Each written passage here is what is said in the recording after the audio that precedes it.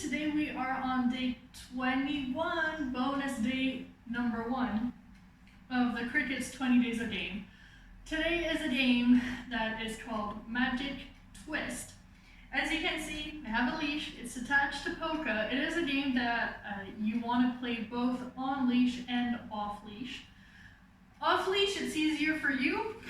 On leash, it's harder for you. For your dog, it doesn't tend to change a whole lot, but it does change your mechanics a lot. Sorry.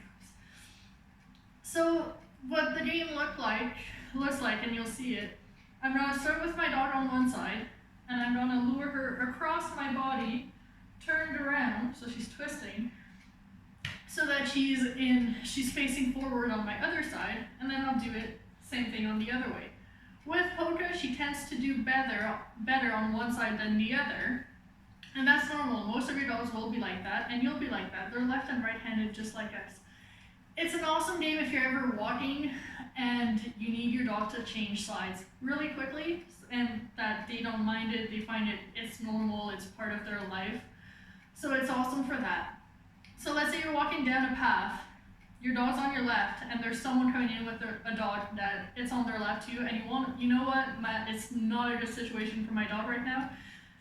You just ask them to switch around to the other side. For them, it's completely normal. There's nothing to be worried about. It's just part of the training, and they'll just keep on doing it. Okay. Like all the other games, start inside, start easy, and then move on to harder environments until you're able to take it outside without any problem, either for your dog or for you. If you want to make it a bit more interesting for your dog, there's a couple of things you can do. One, whenever they do change from one side to the other, instead of feeding to mouth, you can drop the food in a magic hand fashion.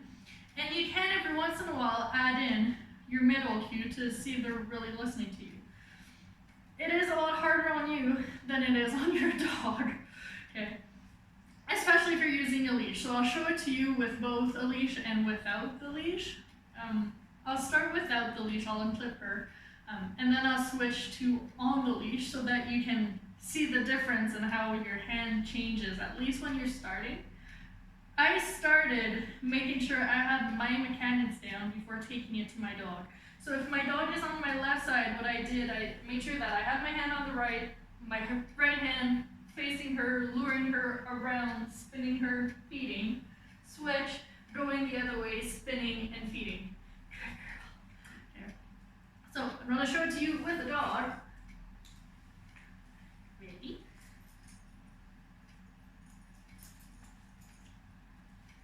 Break.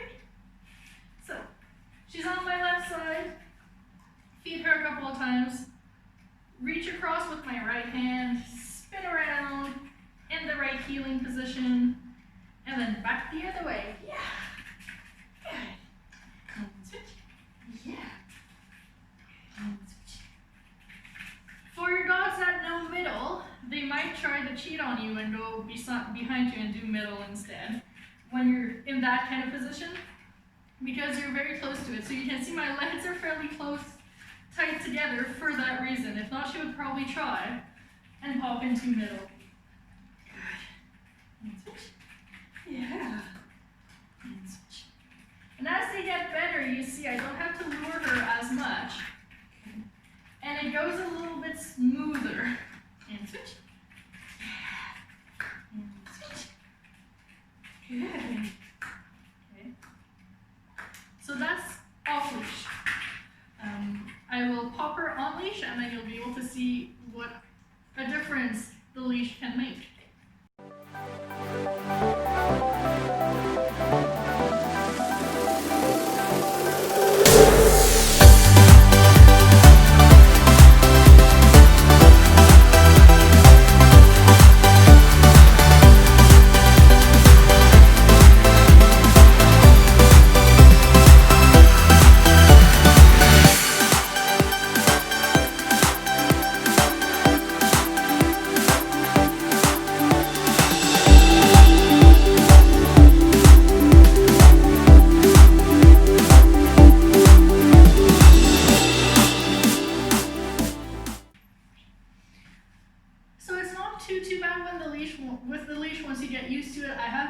this game for a little while with Polka, so she knows the drill, I know my mechanics, but the first couple of times I played it, oh, was it awful.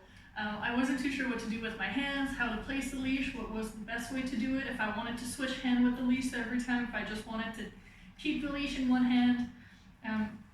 What I like about the leash I have on her right now, it is double-ended, so it gives me a lot of different leash configuration depending on what I need.